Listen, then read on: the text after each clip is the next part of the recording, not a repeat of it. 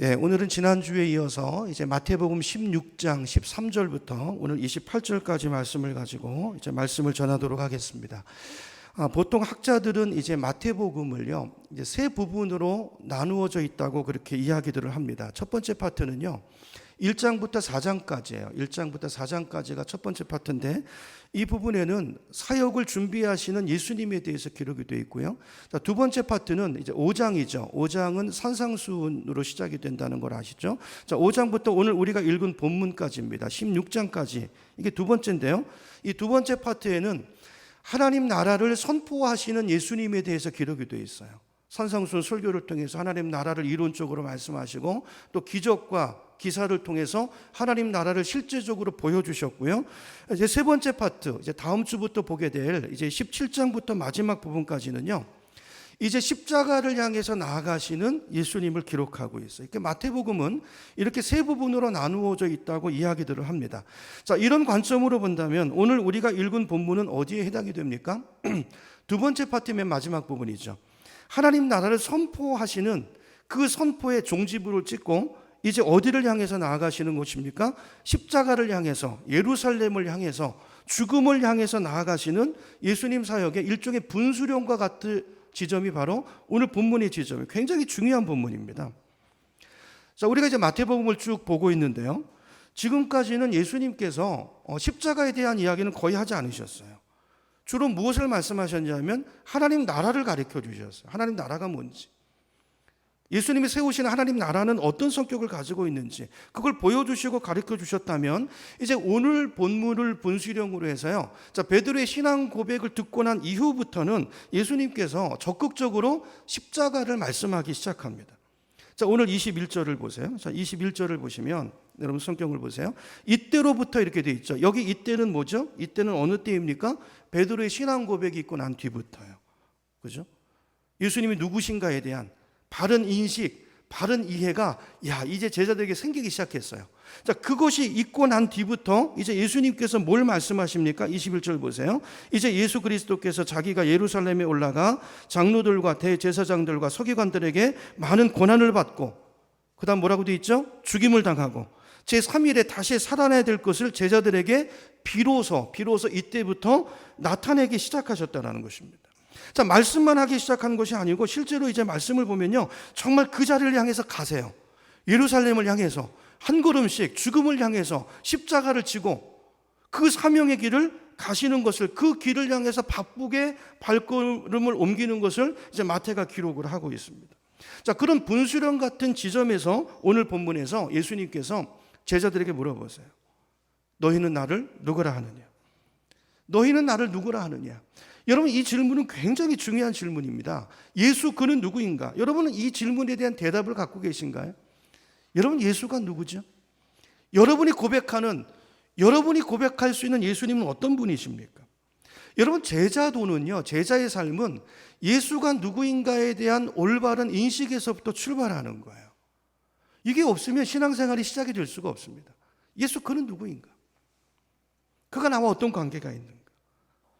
예수님께서 이제 십자가를 향해서, 예루살렘을 향해서 이제 새로운 사역의 출발점을 하기 전에 뭘 점검하시냐면요, 신앙 고백을 점검하시는 거예요. 제자들에게 예수가 누구인가에 대한 바른 인식이 심어져 있는지, 그게 있어야 이 길을 갈 수 있거든요. 그게 있어야 이제 예수의 뒤를 따라올 수 있는 것이거든요. 그래서 오늘 그 질문을 통해서 제자들의 신앙을 점검하고 있는 것이죠. 그래서 이제 오늘 본문의 주제는요, 자연스럽게 제자도라는 걸 알 수가 있어요. 제자도, 제자의 길. 여러분, 오늘 이 자리에 모여있는 저와 여러분 모두는 예수님의 제자로 부름받은 제자들인 줄로 믿으시기 바랍니다. 여러분, 교인이 되지 마시고 제자가 되시기 바랍니다. 제자가 돼야 돼요. 제자. 여러분, 교회의 사명은요, 교인 만드는 게 아니라 영혼 전도해서 제자 만드는 거예요. 제자는 누구죠? 예수님 닮은 사람이에요. 내 인격이, 내 성품이 예수님을 닮고, 내가 추구하는 인생의 목표가 예수님이 그것과 같고, 예수님이 걸어가신 그 삶의 발자취를 나도 따라 걸어가는 그 사람이 제자인 것입니다. 여러분, 이게 우리 교회의 사명이고 우리 성도의 본분이에요. 마태복음 28장을 보겠습니다. 마태복음 결론이 뭔가를 이제 볼게요. 마태복음 결론 맨 마지막 부분 스크린을 보셔도 되고요. 찾을 수 있는 분을 찾아보세요. 28장 맨 마지막 19절부터 봅니다.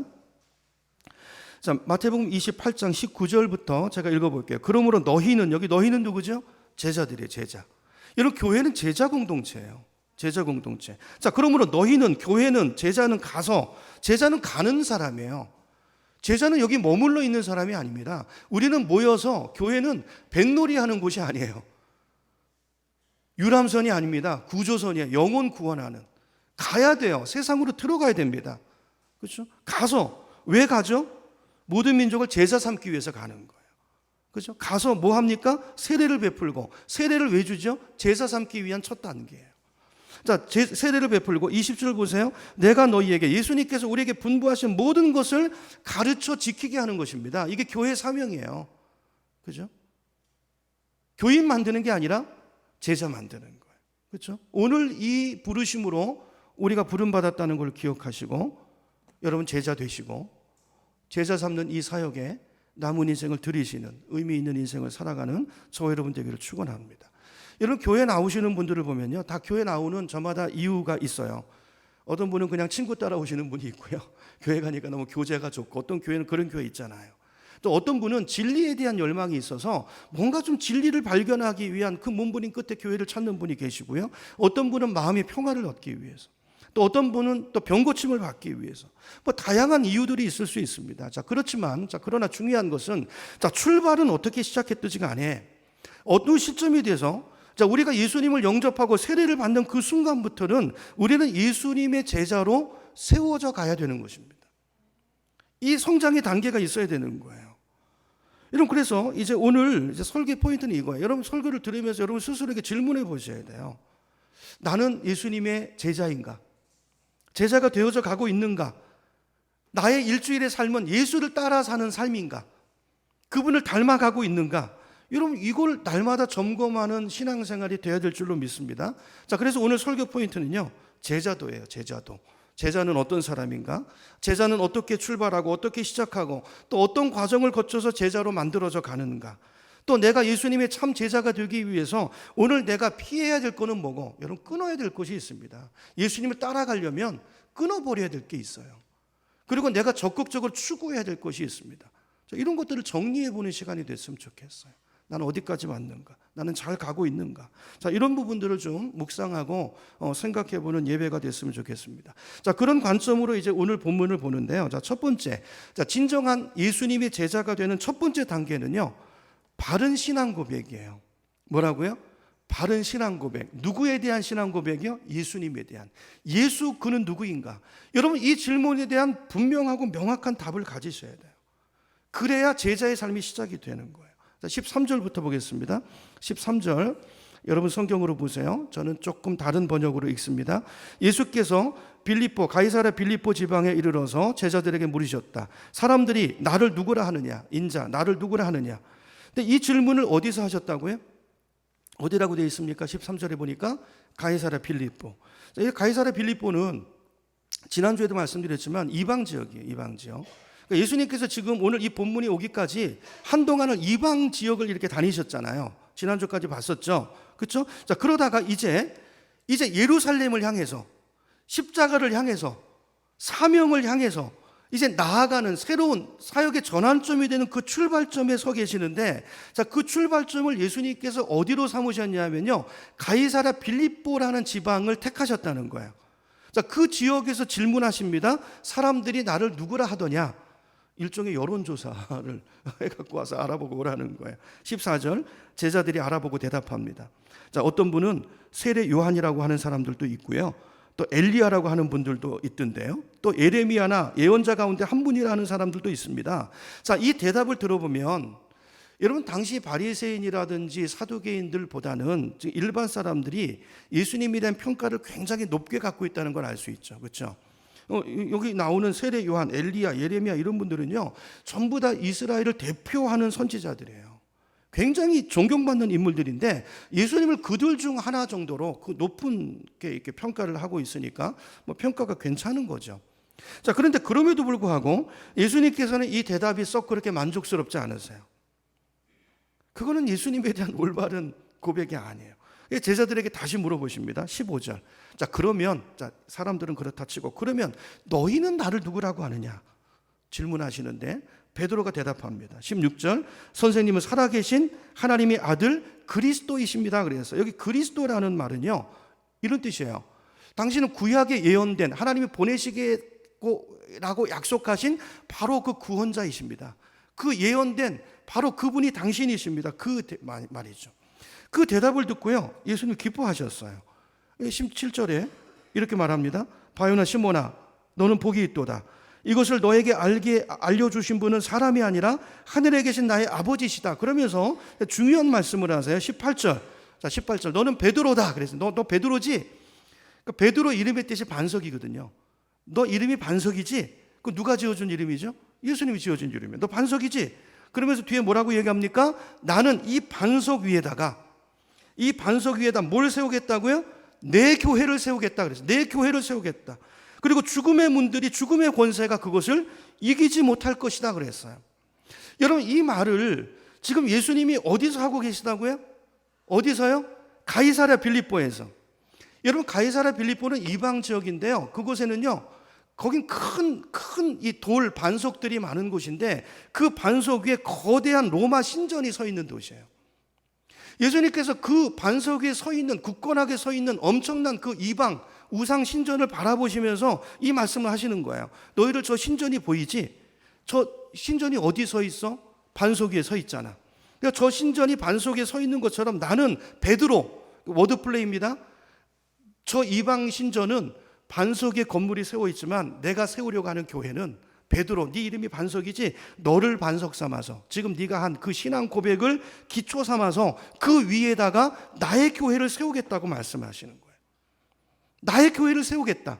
저 우상, 저게 아니고 진짜 교회를, 하나님의 나라를 세우시겠다는 것입니다. 그리고 내가 세우려는 이 나라는, 이 교회는 음부의 권세가, 세상 권력, 로마 권력, 그 어떤 권세도, 인간의 권세도 이 하나님의 나라의 권세를 이기지 못할 것이라고 말씀하고 있는 장면이에요. 여러분, 이 구절에서 우리가 깨닫게 되는 게 뭡니까?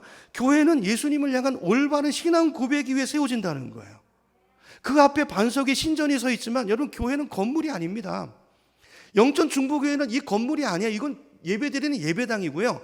교회는 우리예요, 우리. 사람이에요, 사람. 그러니까 예수님은 믿음의 사람을 세우시는 거예요. 무엇 위에요? 바른 올바른 신앙, 그 반석 위에 진짜 하나님의 나라, 교회를 세우시겠다는 것입니다. 그러니까 결국 교회는요, 예수 그리스도가 누구인지를 바로 알고 그분이 그리스도이십니다. 당신은 하나님의 아들이시고 그리스도입니다. 이 고백을 가지고 그 고백을 따라서 예수님을 영접하고 세례받은 사람들의 모임이 교회라는 거예요. 그리고 여기서부터 제자의 삶이 시작된다는 것입니다. 자, 물론 교회 안에는 이제 우리 교회만 해도 그랬죠. 이제 처음 예수 믿고 얼마 나오지 않은 분들 계시잖아요. 아직 예수님이 믿어지지 않는 분들도 있고, 우리 가운데는 이게 뭔지 모르는 분도 있고, 아직 의심이 되는 분도 있고. 근데 진짜 교회는요, 자, 이렇게 이 신앙 고백, 이런 제자들로 세워 나가는 일이 우리 안에서 시작됐다는 것이죠. 물론 이제 우리가 세례를 받을 때 이제 세례 공부도 하고 이런 신앙 고백을 받고 세례를 주지만, 근데 이제 처음부터 그 고백이, 신앙 고백이 완벽한 고백일 수는 없겠죠. 왜냐하면 이제 오늘 이 본문의 시점에서 이 고백을 하는 베드로를 살펴봐도요, 베드로도 완전한 고백을 갖고 있지는 않아요. 아직 예수님을 향해서 선생님이라고 부르잖아요.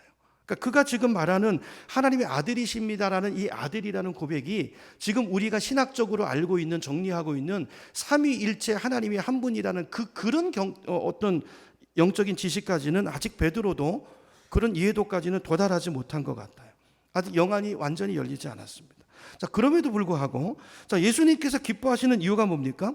베드로의 고백이 지금 완전하진 않지만 이제 좋은 출발이 됐다는 거예요. 그렇죠? 예수님의 제자의 눈을 뜨고 이제 자라가기 시작했다는 것이죠. 그 정도면 된 거예요.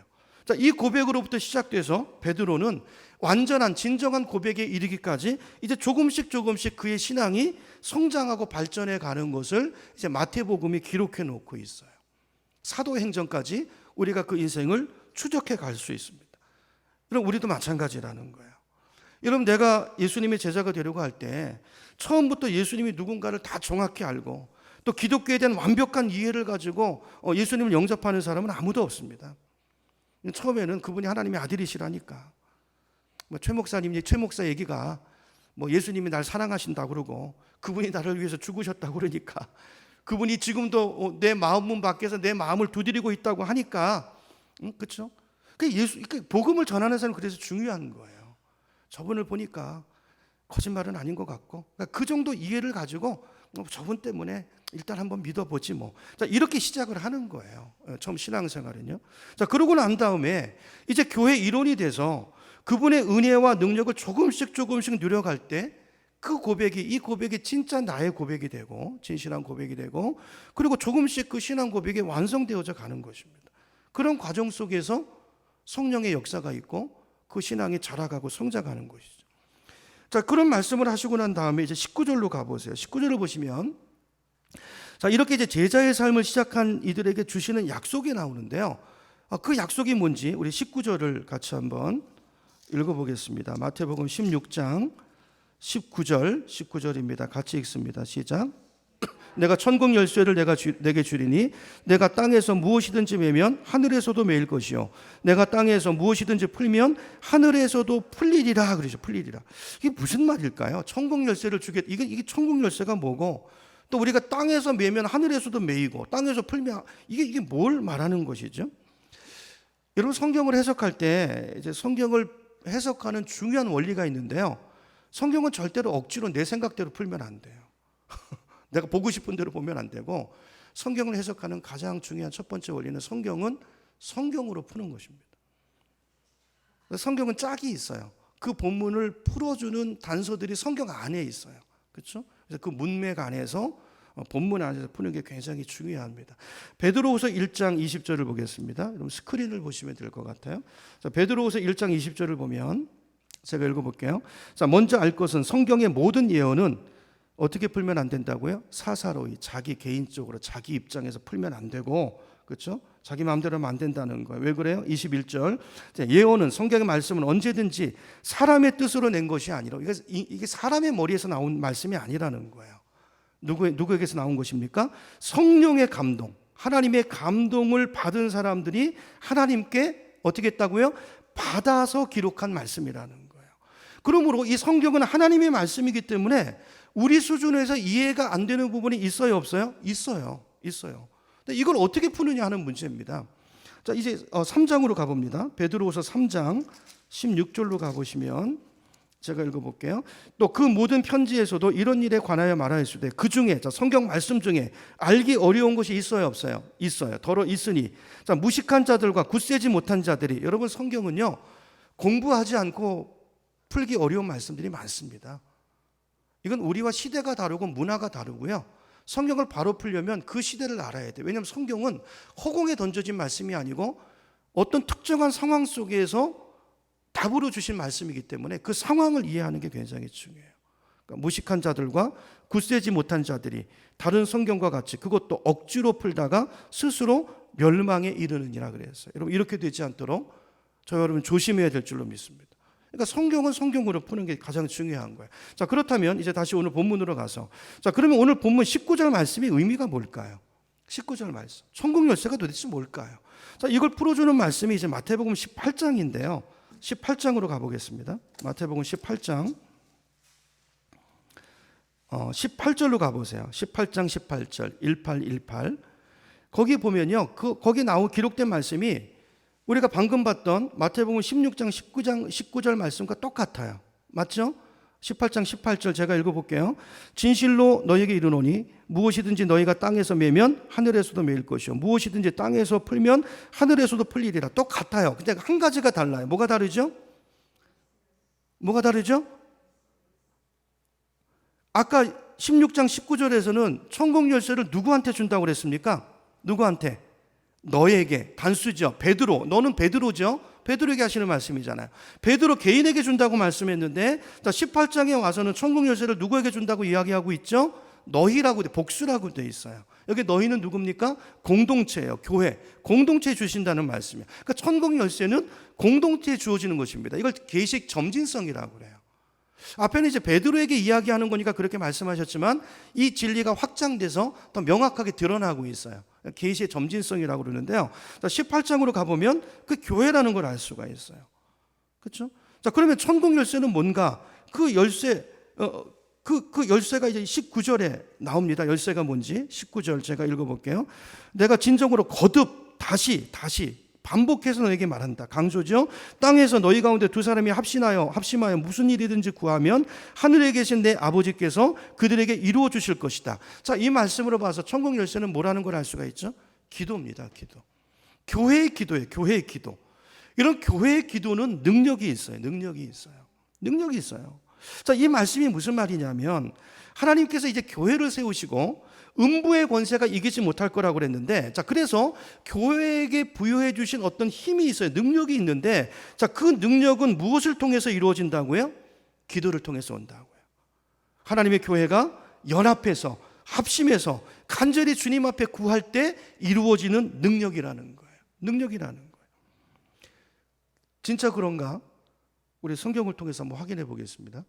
그러니까 사도행전으로 가보는데요. 여러분, 사도행전은 교회 역사입니다. 지금 교회에게 이걸 준다고 그랬잖아요. 기도의 능력, 권세를 준다고 말씀하셨죠. 땅에서 풀면, 너희가 땅에서 풀면 하늘에서 풀리고, 땅에서 매면 하늘에서 매인다고 그랬죠. 우리 사도행전으로 가봅니다. 사도행전 1장으로 가보겠습니다.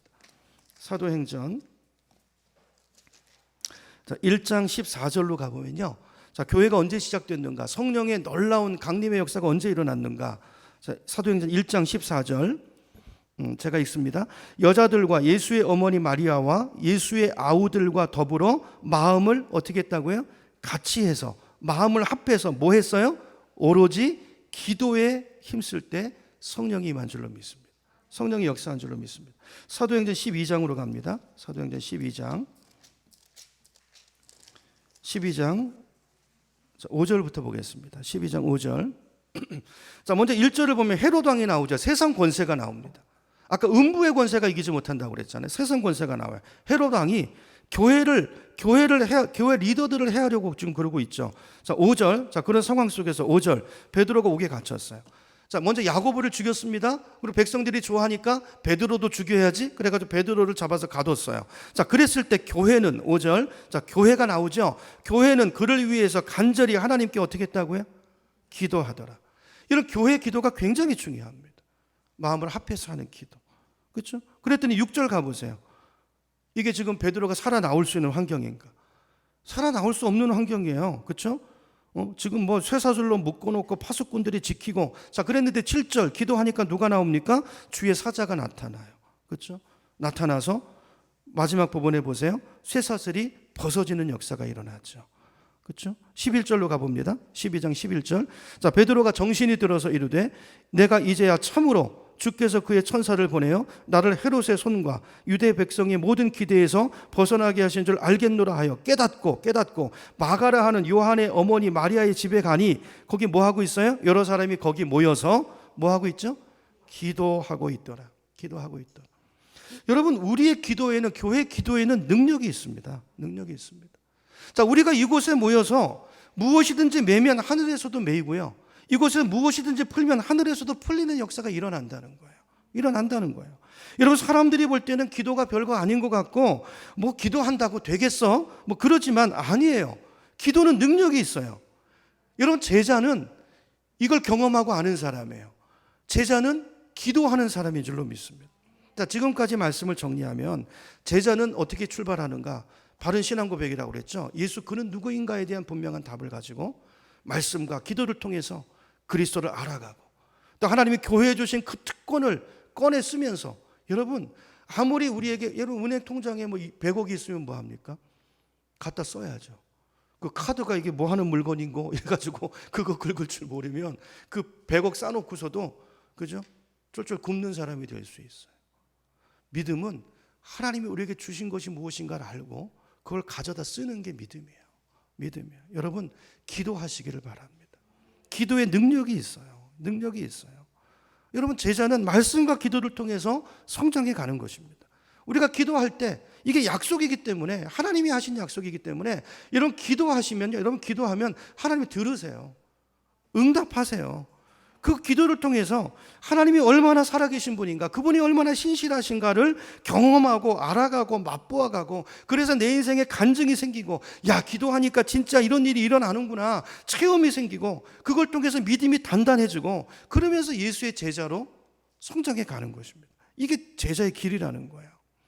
여러분, 신앙생활 처음 시작할 때는 지금은 아직 모든 것이 서툴고 거울로 보는 것처럼 희미하지만, 공동체에 몸을 담고 함께 한 걸음 한 걸음 가다 보면 그분의 능력을 알아가요. 아, 이게 이거구나. 이게 이거구나. 여러분, 예수 믿는 것은요, 맛보아 하는 것입니다. 경험하는 것입니다. 그렇죠? 이런 신앙생활이 우리 모두에게 있기를 주님의 이름으로 축원합니다. 자, 두 번째입니다. 우리가 진정한 예수님의 제자가 되는 방법. 두 번째는요, 이제 영적인 싸움을 싸워갈 줄 알아야 된다는 거예요. 어떤 싸움이요? 영적인 싸움. 우리에게 영적인 전쟁이 있다는 것을 인식하고 그 싸움을 싸울 수 있어야 돼요. 자, 에베소서 6장 12절을 보겠습니다. 우리 스크린 보시죠. 제가 읽습니다. 우리의 씨름은, 여기 우리는 누구예요? 교회, 성도. 자, 우리의 싸움은, 우리 인생에 싸움이 있어요. 근데 이 싸움은 혈과 육을 상대하는 것이 아니래요. 여러분, 사람과 싸우시면 안 돼요. 집에서 남편과 싸우고 아내와 싸우고 애들과 싸우고 그러지 마시고, 그 배후에서 역사하시는 악한 존재가 있다는 걸 분별하시고 그 마귀와 싸우시기 바랍니다. 그게 물러가면 문제가 물러가는 거예요. 배후에 역사하는 실체가 있어요. 실체가. 그죠? 자, 육을 상대하는 것이 아니요. 자, 누구를 상대하는 거라고 말합니까? 그 뒤에 통치자들과 권세들과 이 어둠의 세상 주관자들과 하늘에 있는 누구를요? 악한 영들을 상대함이라고 그랬어요. 자, 예수님께서 오늘 이 싸움을 보여주시는 거예요. 이제 제자들한테. 됐어요. 신앙 고백이 생겼어요. 자, 이제부터 제자도를 가리키시는 거예요. 그리고 예수님이 가시면서 그 길을 따라오도록 제자들을 다음 단계로 이끄시는 것입니다. 21절로 갑니다. 그때부터 그랬죠. 그때부터. 자, 신앙 고백의 첫째라고 그랬어요. 자, 그때부터 이제 영적인 싸움을 보여주시고 영적인 실체가 있음을 알게 하시고 그 싸움을 싸우도록 본을 보이시는 거예요. 격려하시는 것입니다. 자, 그때부터 예수께서 자기가 반드시 예루살렘에 올라가야 하며 장로들과 대제사장들과 율법학자들에게 많은 고난을 받고 죽임을 당해야 하며 사흘째 되는 날에 다시 살아나야 한다는 것을 제자들에게 말하기 시작하셨다. 그랬더니 베드로가 딱 벌떡 일어나요. 벌떡 일어나가지고 뭐라고 말합니까? 22절에 보니까 예수를 따로 붙들고 항변했다 그랬어요. 다른 성경에는 대들었다고 되어 있습니다. 주님, 안 됩니다. 무슨 말입니까? 절대로 그런 일이 일어나서는 안 됩니다. 자기들이 꿈꾸는 나라가 있는 거예요. 그렇죠? 그러면서 예수님께 대들어요. 그래서 예수님 뭐라고 말씀하세요? 23절 베드로에게 뭐라고 이야기합니까? 사탄아, 내 뒤로 물러가라 그러시죠. 너는 하나님의 일을 생각하지 않고 인간의 일을 생각하는구나 그랬어요. 이런 말씀을 읽으면 아니 뭐 예수님도 너무하시지, 뭐 그 말 한마디 베드로가 했다고 뭐 이렇게까지 뭐 사탄이라고까지 하면서 이렇게 쫑코를 주시나, 그렇게 생각하실지도 모르겠는데 아니에요. 근데 그게 아니고, 여러분 성경을 읽어보세요. 예수님께서 한 번도요 제자들에게 이렇게 반응해 보신 적이 없어요. 여러분, 예수님은 정말 사랑이 많으신 분이십니다. 사람을 이렇게 함부로 오해하거나 이렇게 대하시는 분이 아니세요. 이유가 있겠죠. 여러분, 성경을 보면 이 사탄아 물러가라는 이 말씀은요 예수님께서 전에 딱 한 번 하신 적이 있어요. 그 말씀이 마태복음에 나와요. 그게 언제일까요? 예수님께서 공생애를 시작하기 전에 그때 사탄이 달려듭니다. 들어가지고 그 사명의 길을 가지 못하도록 예수님을 유혹할 때 그 사탄을 물리치면서 예수님이 하셨던 말씀이에요. 그게 마태복음 4장 10절인데요. 자, 우리 스크린을 보고 제가 읽습니다. 자, 그때 예수께서 그에게 말씀하셨다. 사탄이 유혹할 때 사탄아 물러가라 그래서 사탄아 물러가라. 성경에 기록되기를 주 너의 하나님께 경배하고 그분만을 섬겨라 그랬어요. 자, 이때 하셨던 말씀과 오늘 본문에 베드로에게 똑같은 표현을 쓰고 있어요. 이게 뭘 말하는 걸까요? 예수님께서 이렇게 반응하시는 이유가 있다는 거죠. 지금 베드로가 한 얘기가 그 당시에 그 마태복음 4장에서 예수님께서 위기감을 느낄 정도의 그와 방불한 강력한 배후의 악한 영의 역사가 있는 것을 주님께서 보고 계시는 거예요. 단순히 베드로의 말이 아니라 그 뒤에 사탄이 있다는 것을 주님이 보고 계시는 거예요. 다시 말하면 예수님은 지금 인간 베드로를 상대하는 게 아니고요, 아까 에베소서 6장 10절 말씀처럼 그 뒤에서 역사하고 있는, 그렇죠? 영적인 악한 영과 영적인 싸움을 싸우고 계시는 거예요. 여러분, 저와 여러분에게 이 관점이 있기를 축복합니다. 이 눈이 열리셔야 돼요. 근데 문제는 많은 사람들이 사탄의 존재를 잘 모른다는 거예요. 잘 의식하지 못한다는 거예요. 여러분, 사탄이 지금도 나에게 영향을 미치고 있고 우리 예수 믿는 사람들조차도 그 마음을 여러 가지 환경과 상황을 통해서 우리 마음을 흔들고, 그렇죠? 우리 마음을 막 장악하고 그럴 수 있다는 걸 여러분 아십니까? 여러분, 이걸 기억하는 게 굉장히 중요해요. 자, 우리도 깨어있지 않으면 주님의 일을 한다고 하면서 사단에게 이용될 수 있어요. 깨어 있어야 돼요. 예를 한번 들어볼까? 예를 들어서 이제 여러분, 이제 우리 보면 바람 피는 사람들 있잖아요. 바람 피는 사람들. 여러분, 예수 믿는다고 이런 유혹이 안 올까요? 유혹이 옵니다. 똑같이 와요. 그렇죠? 근데 여러분, 근데 바람 피는 것이 죄라는 사실을 모르는 사람이 있나요? 이게 아내에게, 남편에게 이게 하지 못할 짓이라는 걸 모르는 사람이 있습니까? 그래도 사람들이, 바람 피는 사람들 보세요. 이런 죄를 이길 힘이 사람에게 없습니다. 그 마귀의 그 공격에 걸려들면요, 거기서 빠져나올 사람이 없어요. 그러니까 죄는 그 모양이라도 버리라고 그랬어요. 그러니까 분별하는 게 굉장히 중요하죠.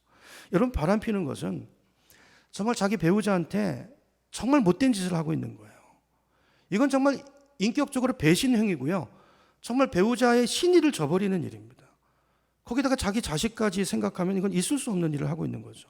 그럼에도 불구하고 유혹을 이기지 못하고 그 길로 끌려다닙니다. 왜 그럴까요? 유혹이 너무 강하기 때문이에요. 이런 너무나 강한 어떤 힘이 자기를 이끌어가고 그 뒤에서 자기 마음을 움직이고 그 뒤에서 자기를 공격하고 있다는 사실을 많은 사람들이 그걸 알지 못합니다. 갑자기 어떤 순간에 아내가 갑자기 막 정 떨어지고, 그리고 밖에 나가서 보니까 거기에 비해서 상대방 여자는 너무나 아름답고, 여러분, 이게 마귀가 우리를 속이는 거잖아요. 이게 사단이 우리 속에 들어와서 하는 일들이라고요. 우리 안에 어떤 생각을 집어넣고 우리가 보는 것과 듣는 것을 통해서 어떤 음란한 생각들이 일어나게 하고, 여러분, 이렇게 배후에서 역사하는 악한 영의 실체가 있다라는 것입니다. 여러분, 사탄은 분명히 우리 삶 가운데 존재하고 우리에게 영향을 미치는 정도가 아니라 우리 생각을 쥐고 흔들 수 있다는 그런 일이 우리 믿는 사람들에게조차도 충분히 일어날 수 있다는 사실을 우리가 인정하고 기억하시고, 예수님께서 말씀하시잖아요. 유혹에 빠지지 않도록 깨어서 기도하라 그랬어요. 너희가 1시간도 깨어 있을 수 없더냐 그랬어요. 여러분, 기도하지 않고 유혹 이길 수 없습니다. 여러분, 그래서 제자가 된다는 것은요, 자, 우리를 공격하는 악한 영의 미혹이 있다는 사실을 알고 이 싸움을 보고, 그죠? 이 싸움을 싸울 줄 아는 사람이 되는 거예요. 영적인 싸움에 눈을 뜨는 것입니다. 요한일서 3장 8절에 보면 예수님께서 이 땅에 오신 이유를 이렇게 설명합니다. 스크린 보세요. 요한일서 3장 8절을 보면 하나님의 아들이 나타나신 것은 뭐 때문이라고요? 마귀의 일을 멸하려 하려 하심이라 그랬어요. 그럼 마귀의 일은 뭐죠? 요한복음 10장 10절에 보니까, 자, 도둑이 오는 것은, 여기 도둑은 마귀란 말씀을 여러 번 드렸죠. 자, 도둑이 오는 것은, 마귀가 우리 가운데 찾아오는 것은, 생각 속에 찾아오고 마음 속에 찾아오는 것은 우리를 죽이고 멸망시키려는 것뿐이라 그랬어요. 우리의 행복을 도둑질하고 우리 인간관계를 파괴하고 인간관계를 깨뜨리고, 자, 이런 일을 우리 속에서 하는 일이 누구의 일이냐면 마귀의 전공이라는 것입니다. 마귀의 전문 분야라는 것입니다. 여러분, 실제로 우리 주변에 일어나는 일도 한번 보세요. 여러분, 이런 관점을 가지고 보면 우리가 생각하는 것보다 훨씬 더 많은 사탄의 장난들이 있고 사탄의 역사들이 있다는 걸 알 수 있어요. 그걸 빼놓고는 설명할 수 없는 일들이 우리 삶에 굉장히 많이 있습니다. 우리 인간관계를 보세요. 가끔 어처구니 없는 일들을 당하잖아요.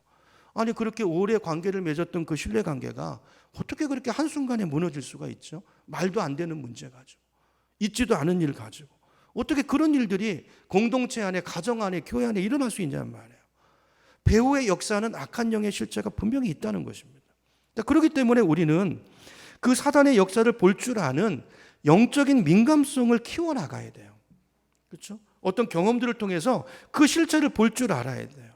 자, 그래서 사단의 유혹이 왔을 때 설령 우리가 그 전략에 말려 들어가 있을지라도 어느 순간에, 아, 내가 지금 사탄에게 휘말리고 있구나, 이걸 느낄 수 있고 그걸 대적할 수 있는 그런 영적인 분별력과 민감성은 우리에게 반드시 있어야 되는 것 같아요.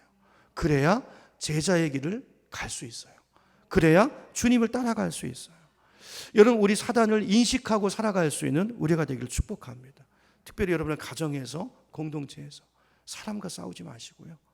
어떤 일이 일어날 때 항상 그 뒤에 장난질하고 있는 마귀를 보시고 영적으로 그 마귀를 쫓아낼 수 있는 저와 여러분 되기를 축복합니다. 자, 그래서 이제 오늘 보면요, 이제 베드로 같은 경우도 그래요. 자, 베드로는 오늘 이제 실패했지만, 자, 우리가 이제 어떤 관계나 이제 삶을 살면서 이렇게 느껴질 때 있잖아요. 우리가 이제 기도하고 성령으로 충만해 있으면 사단이, 배후의 역사는 사단이 분별될 때가 있거든요. 자, 그럴 때는요, 자기 생각을 죽여야 돼요. 내 말이 아무리 내 생각이 맞다는 확신이 있어도, 자, 지금 이 순간에 마귀가 역사하고 있으면 그게 옳은 말이라도요, 그걸 통해서 관계가 깨질 수 있거든요. 그럴 때는요, 내 말을 담는 게 중요해요. 그렇죠? 좀 기다리고, 그렇죠? 좀 내 생각을 유보하고, 내 주장을 세게 펴면 안 되고요. 그러면 반드시 사단이 납니다. 그렇죠? 그리고 그때는 뭐 할 때죠? 기도할 때예요. 영적인 싸움을 싸워야 될 때예요. 그렇죠? 기다리면서 이런 싸움을 싸워나갈 수 있는, 이런 지혜를 가질 수 있는 저와 여러분 되기를 예수님의 이름으로 축원합니다. 자, 마지막 세 번째입니다. 자, 예수님의 진정한 제자가 되는 방법 세 번째는요, 제자의 길은, 제자도는 십자가의 길이라는 것을 우리가 기억할 수 있어야 된다는 거예요. 자, 24절부터 봅니다. 마태복음 16장 24절 우리 한 절 말씀만 같이 읽어보겠습니다. 시작. 이에 예수께서 제자들에게 이르시되 누구든지 나를 따라오려거든 자기를 부인하고 자기 십자가를 지고 나를 따를 것이니라 그랬어요. 자, 제자도에게 필요한 거 두 가지를 말씀하세요. 주님을 따라가려면 두 가지가 있어야 돼요. 첫째, 뭐가 있어야 된다고요? 자기 부인. 두 번째는 자기 십자가를 져야 된다는, 자기 십자가. 자, 이게 무슨 말일까? 자, 오늘 이걸 정리하고 자, 말씀을 마무리할 텐데요. 자, 먼저 이제 자기 십자가를 진다는 게 무슨 뜻이죠? 여러분, 십자가는 사형틀입니다. 사형틀. 이제 자기가 매달려 죽는 사형틀이에요. 그렇죠? 그러니까 예수님의 제자가 된다는 것은 이게 꼭 꽃길이 아니라는 걸 기억해야 된다는 거예요. 예수님 말씀의 의미예요. 주님을 따라가다 보면 때로 억울함을 당하고 박해를 당할 때가 있고, 때로는 실제로 죽을 수도 있고, 그런 위험이 있는 길이라는 거예요. 그걸 알고 따라야 된다는 것입니다. 그러니까 십자가를 진다는 것은 언제든지 죽을 준비를 하고 가는 길이라는 거예요. 자, 물론 이 이야기는 오늘날 21세기 대한민국을 사는 우리들에게는 별로 와닿는 얘기는 아니에요. 그렇죠? 지금 우리 이 환경이 예수님 때문에 손해보는 일 있습니까? 잘 없잖아요. 그렇죠? 예수님 때문에 죽는 일 있습니까? 오늘날 대한민국은 그런 사회는 아니에요. 그렇죠? 자, 근데 이 말씀은요, 이건 제자도잖아요. 제자도. 제가 이제 이 말씀이 굉장히 실감났던 적이 있는데, 그게 언제냐면 어떤 영화를 볼 때 이 말씀이 굉장히 저한테 와서 닿았어요. 카이트 러너라는 영화가 있는데, 여러분 혹시 보신 분 계시나요? 그러니까 연을 쫓는 아이들인가 이런 제목으로 책도 이제 번역돼서 나왔고, 영화도 이제 우리나라에 소개된 적이 있는데요. 이게 아프가니스탄을 배경으로 한 영화입니다. 그러니까 옛날 소련이요, 구소련이 아프가니스탄을 침공을 해가지고 거기 부호들을 다 죽였어요. 다 끌어다가 죽이고. 그러니까 이제 지주들이 전부 다 이제 아프가니스탄을 탈출하기 시작합니다. 근데 이제 오늘 주인공이 되는 가정도 이제 어떤 트럭을 얻어 타고 많은 사람들 틈에 끼어가지고 이제 탈출하는 그런 과정인데, 자, 트럭을 타고 가다가 어떤 검문소에서 이제 검문을 받아요. 무장한 소련군이 딱 나와가지고 트럭을 뒤지기 시작합니다. 근데 그 트럭 안에 여러 사람들이 타고 있는데 그중에 굉장히 아름다운 여성이 한 분 타고 있었어요. 근데 그 보초가, 소련 군사가 그 여인을 보고 내리라고 이야기해요. 내려라, 당신 내려라. 내가 초소에 들어가서 내가 저 여자하고 시간을 좀 보낸 다음에 그리고 이 차량을 보내주겠다. 그러면서 여자를 끌어내는 거예요. 그러니까 여자는 막 울면서 끌려가고요. 거기 남편이 같이 타고 있었는데 남편은 뭐 총불을 겨누고 있으니까 꼼짝도 하지 못하고 그냥 그렇게 여자가 끌려가고 있는데, 그때 이제 이 여인과는 뭐 아무런 상관이 없는 사람이 함께 차를 타고 있을 뿐이지, 그 주인공의 아버지인 그 남자가 거기서 나서면서 군인들을 향해서 다가가서 말합니다. 당신들 이건 옳지 않은 일입니다. 어떻게 연약한 여자한테 이런 파렴치한 행동을 할 수 있습니까? 그러면서 군인들을 딱 막아서요. 그랬더니 군인이 이 전쟁 중에 옳고 그름이 어딨어? 총이 옳고 그름이지. 그러면서 총불을 겨누면서 개머리판으로 때리고, 그래서 총으로 쏴서 죽이려는 찰나에 어떤 사건이 일어나가지고 하여튼 죽지는 않아요. 자, 그런 이제 장면을 제가 봤는데, 여러분 이 영화는 실화입니다. 실화를 기반으로 해서 그때 살아나온 어떤 사람이 그거를 이제 소설로 적고 영화로 만든 내용인데요. 저는 그때 그 영화를 보면서 그 장면이 굉장히 충격적으로 다가왔어요. 저런 용기는 도대체 어디서 나오는 것일까? 근데 제가 이제 막 예수를 믿었을 때였거든요. 이제 막 세례받고 나서 얼마 되지 않았을 때인데, 내가 저런 상황이라면 나는 저 사람처럼 저렇게 나설 수 있을까 생각해 봤더니 저는 아니더라고요. 못 나서겠더라고요. 그 남편처럼, 그 자리에 있는 모든 사람들처럼 그냥 그 총 앞에서 무력하게 그냥 있을 수밖에 없겠더라고요. 왜 그렇습니까? 이게 대부분의 사람들이지 않습니까? 왜냐하면 죽음의 공포가, 죽음이 주는 두려움이 너무나 크기 때문이죠. 그래서 제가 그때부터, 저는 이제 예수 믿고 나서 처음에 이제 은혜를 받고 선교사에 대한 꿈이 있었어요. 처음에 이제 저는 이제 목회자에 대한 꿈보다는 선교에 대한 꿈이 있었는데, 그래서 그때부터 기도하기 시작했어요. 하나님, 하나님 선교에 대한 마음을 저한테 주시는데, 제가 어떤 순간에 죽을 기회가 왔을 때 그 죽음을 피하지 않을 수 있는 사람이 되게 해주십시오. 이 기도가 이제 나오기 시작했어요. 뭔가 내 앞에서 어떤 불의한 상황이 진행되고 있는데 그걸 못 본 척하고 죽음에 대한 공포와 두려움 때문에 그걸 피하지 않는 사람이 되게 해주십시오. 내가 죽을 자리가 왔다면 그 자리에서 당당하게 죽을 줄 아는, 의를 위해서 내 삶을 던질 줄 아는 그런 사람이 되게 해주십시오. 그런 기도를 했던 기억이 나요. 자, 그리고 나서 20년이 흘렀습니다. 지금 20년 동안 제가 믿음 생활을 해왔는데, 지금 제가 저를 돌아볼 때 지금 나에게 이런 기회가 온다면 내가 죽을 수 있을까? 여전히 모르겠어요. 그때 상황이 돼봐야 알겠죠. 여러분, 사람이 어떻게 내일 일을 장담할 수 있겠습니까? 자, 그렇지만 달라진 것은요, 요즘은 그런 생각은 들어요. 내가 그럴 수 있을 것 같다라는 생각이 들어요. 장담할 수는 없지만, 오늘 베드로도 그랬잖아요. 장담할 수는 없지만 이제는 그때에 비해서 죽음이 두려워지지는 않은 것 같아요. 죽음에 대한 공포는 없어진 것 같아요. 여러분, 우리가 오늘 이 말씀을 왜 드리냐면요, 제자가 되려면, 그 길을 가려면요, 죽음을 넘어설 수 있어야 돼요. 죽음의 두려움을 이기지 못하고, 여러분, 마귀는요 사망 권세를 붙잡고 우리를 위협합니다. 이 두려움을 이기지 못하면 결코 제자의 삶을 걸어갈 수 없습니다. 여러분, 그런데 우리 성도는 죽음의 문제를 해결한 사람들이지 않습니까? 왜냐하면 우리 성도들에게 있어 죽음은 끝이 아니잖아요. 세상 사람들은 죽음은 끝이라고 여기고 그 앞에서 벌벌 떨지만, 우리는 죽음이 끝이 아니고 새로운 시작이죠. 우리는 이미 영생을 받은 사람들이지 않습니까? 자, 그렇기 때문에 우리 성도는요, 죽음 자체는 그렇게 두려운 것이 아니고, 죽음 자체가 아니고 어떻게 죽느냐가 중요한 것이죠. 그렇죠? 의미 없는 죽음, 그것이 두려운 거지 죽음 자체가 두려운 것은 아니라는 것입니다. 자, 그래서 오늘 이제 마태복음 10장으로 가서, 자, 예수님께서 그 말씀을 하세요. 마태복음 10장 28절을 보겠습니다.